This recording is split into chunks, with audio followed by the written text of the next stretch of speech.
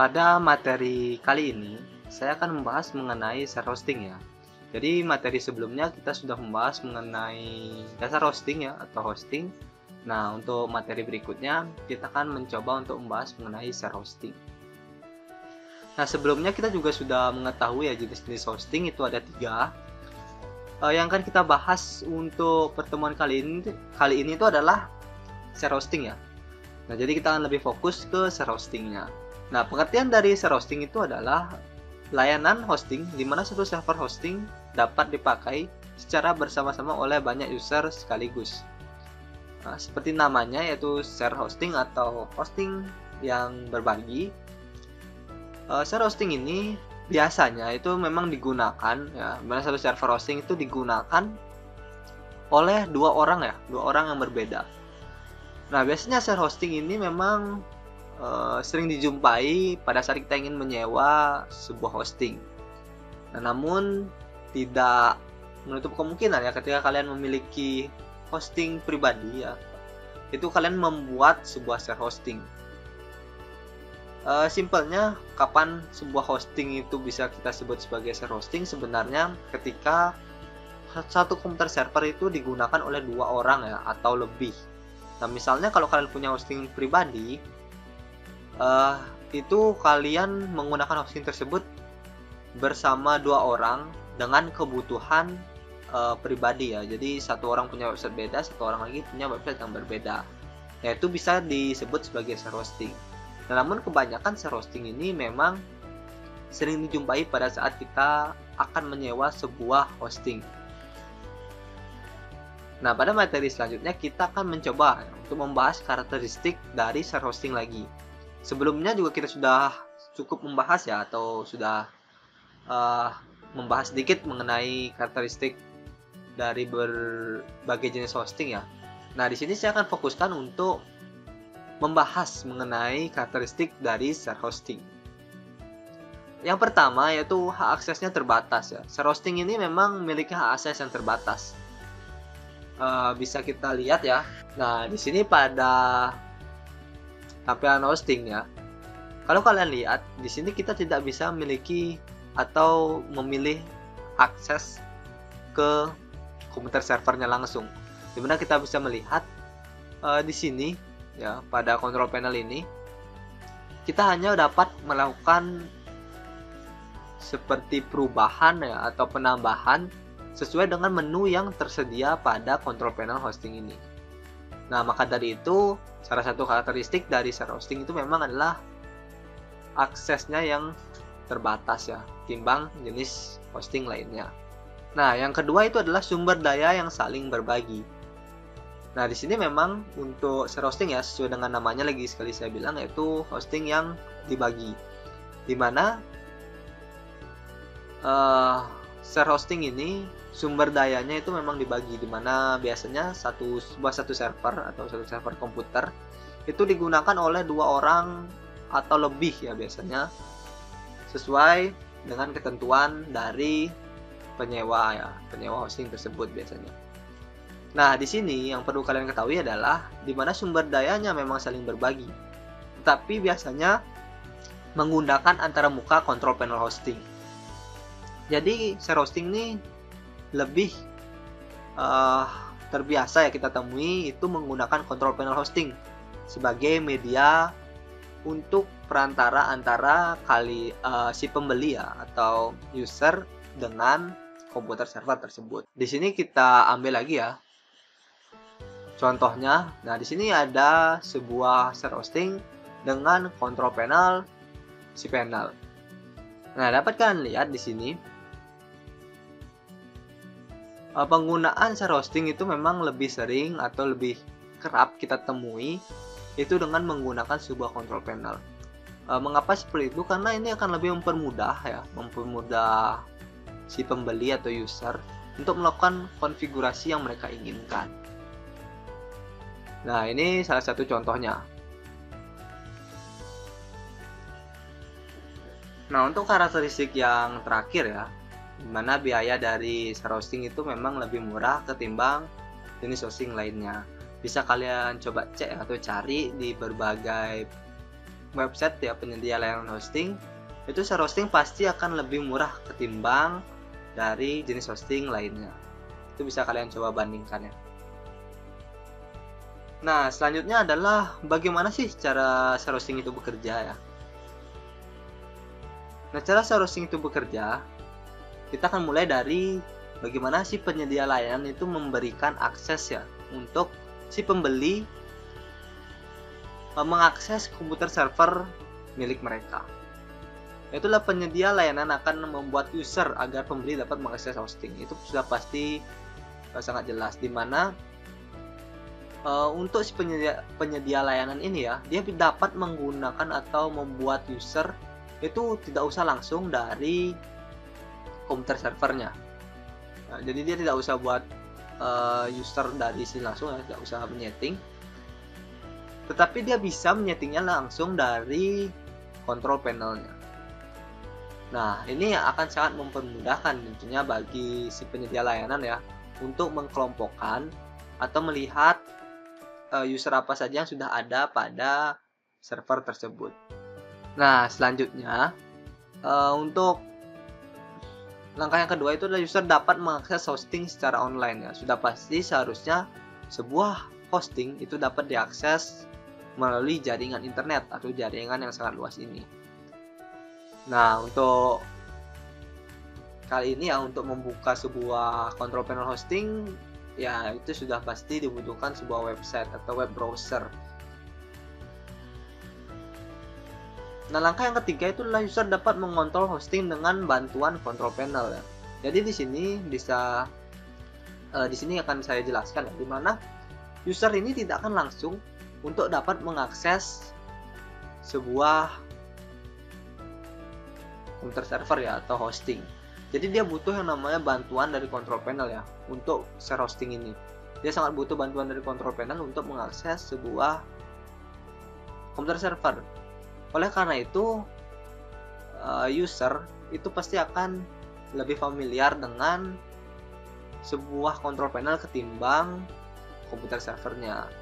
Oleh karena itu, maka dari itu saya bilang bahwa share hosting ini membutuhkan pihak ketiga ya, biasanya untuk melakukan konfigurasi ke server. Nah, langkah yang keempat itu adalah file setiap user atau pembeli akan tersimpan dalam folder FTP.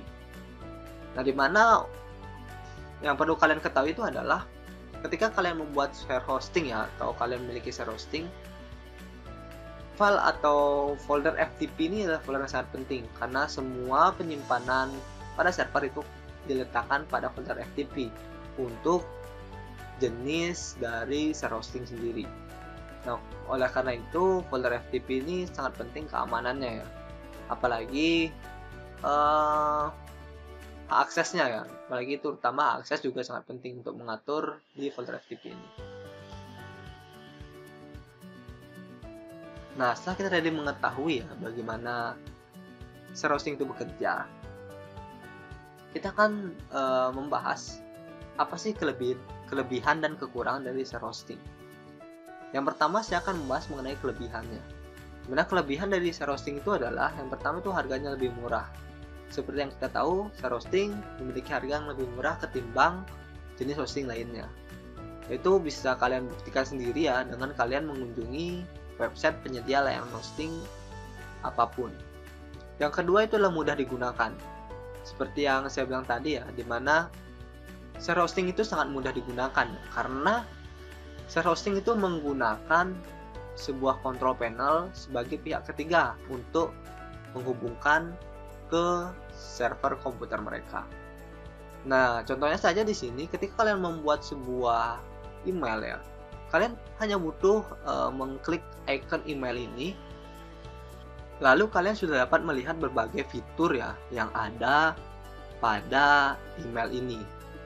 Jika kalian membuatnya itu di komputer servernya langsung, itu akan memakan beberapa waktu untuk melakukan settingannya. Sementara jika kalian menggunakan share hosting atau control panel hosting ya lebih tepatnya, kalian hanya cukup mengklik di bagian icon dan tinggal mengisi apa saja yang kalian butuh. Nah, yang ketiga itu adalah maintenance lebih mudah ya. Jadi untuk share hosting sendiri itu jika ada update sebuah software atau ada masalah, itu yang menanggung semuanya adalah pihak dari penyedia layanan hostingnya. Dan jadi ini sangat mempermudah kalian ya, agar tidak memikirkan lagi permasalahan-permasalahan di luar jalur ya, atau di luar website atau aplikasi yang kalian buat. Jadi intinya lebih memperingan lah untuk share hosting ini ya. Kekurangannya ya, yang pertama adalah kontrol server terbatas. Seperti yang saya bilang tadi, di mana share hosting ini memiliki antara muka kontrol panel hosting itu sebagai penyambung ke komputer server. Maka dari itu, kita tidak bisa memberikan atau mengontrol penuh akses komputer server tersebut. Yang kita bisa lakukan adalah sesuai dengan menu apa saja ya yang ada pada komputer server tersebut. Semakin banyak menu tentu akan semakin bagus, tetapi jika semakin sedikit yang ada, nah itu kan semakin memperkecil kontrol kalian terhadap server tersebut.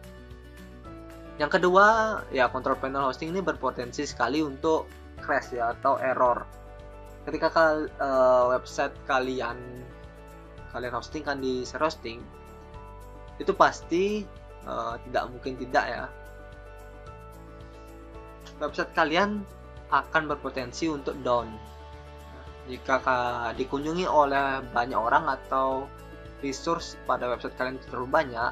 Potensi ini akan semakin naik ya, untuk persentasenya website kalian itu bisa down atau error. Nah, yang ketiga adalah pemakaian aplikasi lain yang terbatas. Nah, di sini ya dapat kalian lihat di bagian control panel ini, untuk menginstal beberapa aplikasi ya, ini software ini. Nah, ini software. Nah, untuk menginstal software ini kita tidak bisa menginstal semau kita. Yang kita bisa install adalah software yang sudah disediakan oleh penyedia layanan tersebut atau pihak dari control panel hosting tersebut ya. Nah, jadi kita tidak bisa sembarangan ya untuk menginstal software atau aplikasi yang kita inginkan. Nah, itu juga salah satu dari keterbatasan hak akses yang kita dapatkan. Nah, itu untuk kelebihan dan kekurangan dari share hosting. Nah, selanjutnya kita akan mencoba untuk menganalisis ya, kapan kita harus membeli sebuah share hosting. Nah, di sini saya sudah menetapkan 3 poin ya yang harus kita analisis sebelum kita memutuskan untuk membeli share hosting atau membeli sebuah hosting. Yang pertama adalah jumlah user aktif.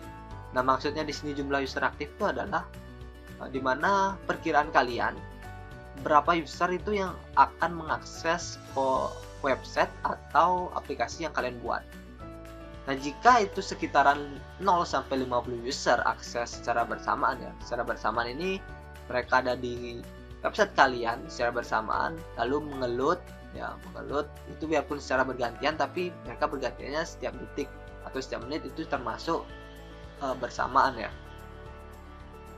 Nah, itu jika persentase itu rentannya 0 sampai 50, saya rasa share hosting ini masih cocok. Tapi jika di atas itu, saya rasa untuk pembelian share hosting akan kurang maksimal, karena keseringan crash itu akan sering terjadi, atau seringan error website aplikasi kalian itu lebih sering ya persentase untuk terjadinya.